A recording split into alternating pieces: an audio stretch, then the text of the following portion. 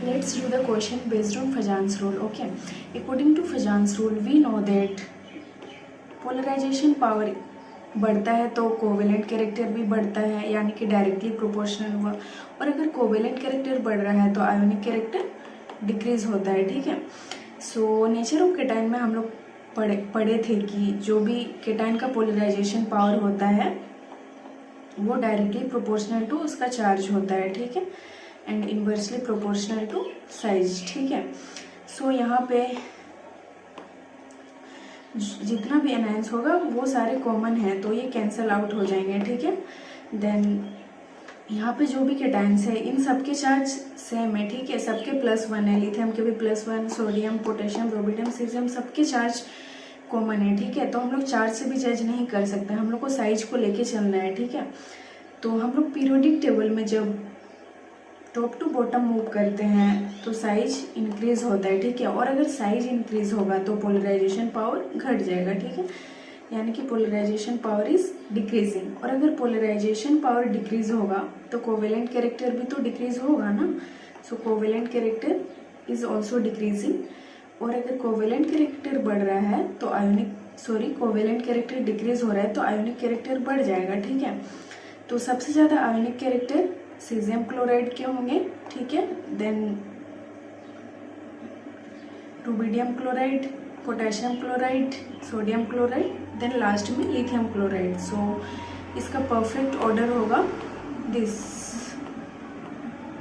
Okay, so हम लोग को आयोनिक कैरेक्टर जज करना था, और अगर हम लोग कोवेलेंट कैरेक्टर जज करना होता तो इसका उल्टा हो जाता है। ठीक है, मतलब इसका पहले हो जाता, फिर इसका, फिर इसका, फिर इसका, वैसे। ठीक है, तो और एक क्वेश्चन पूछा जाता है कि इसमें से बताओ कि मोस्ट आयोनिक कैरेक्टर कौन कैरी करता है। ठीक है, तो सबसे ज़्यादा इसका है, तो ये मोस्ट आयोनिक कैरेक्टर कैरी करने वाला कंपाउंड है। ठीक है, देन पूछा जाएगा कि मोस्ट कोवेलेंट कौन है, तो इसका उल्टा हो जाएगा, तो ये मोस्ट कोवेलेंट हो जाएगा। ठीक है, next question. Okay, so polarization power of, यहाँ पे हम लोग को दिख रहा है कि एनाइन कॉमन है तो एनाइन सारे कैंसिल हो जाएंगे। हम लोग को यहाँ से फिर से कैटाइन से ही जज करना होगा। तो polarization power of cation is directly proportional to charge and inversely proportional to size. तो हम लोग को सबसे पहले चार्ज ही देखना है। ठीक है, देन उसके बाद साइज देखना है। तो हम लोग को यहाँ पे चार्ज दिख रहा है कि इसका +1 है, इसका +2 है, +2 है, इसका +3 है। तो ऑब्वियस सा बात है कि इधर से इधर चार्ज बढ़ रहा है तो इसका पोलराइजेशन पावर भी बढ़ेगा, कोवेलेंट कैरेक्टर भी बढ़ेगा एंड आयोनिक कैरेक्टर डिक्रीज होगा। तो हम लोग को यहाँ पे आयोनिक कैरेक्टर कंपेयर करना था ना, तो आयोनिक कैरेक्टर इधर घट रहा है। ठीक है, तो आयोनिक कैरेक्टर NaCl का सबसे ज़्यादा, MgCl2, देन AlCl3। ठीक है, देन हम लोग को कॉमन इलेक्ट्रोनेगेटिविटी रूल से समझ में नहीं आता है कि AlCl3 कोवेलेंट में आएगा या आयोनिक में। हम लोग को फजान्स रूल से ही पता चलता है। ठीक है, तो जैसे हम लोगों ने यहाँ पे कंपेयर करा तो हम लोग को समझ में आया ना कि मोस्ट आयोनिक ये है, तो इसका उल्टा ये होगा ना कि ये कोवेलेंट है, इसलिए हम लोग इसको कोवेलेंट कहते हैं। ठीक है, सो इसका परफेक्ट ऑर्डर यही है आयोनिक कैरेक्टर का।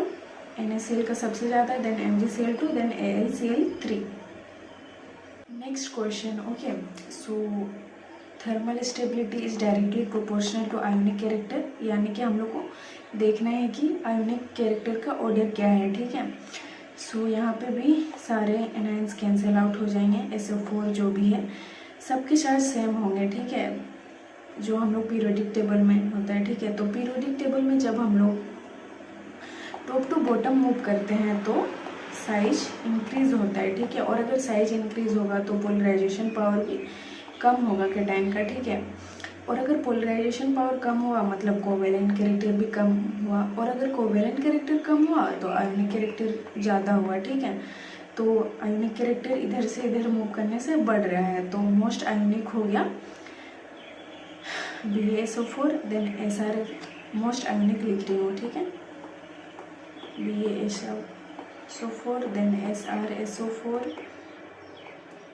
then CaSO4, then MgSO4, then BeSO4. Okay, so ये आयोनिक कैरेक्टर का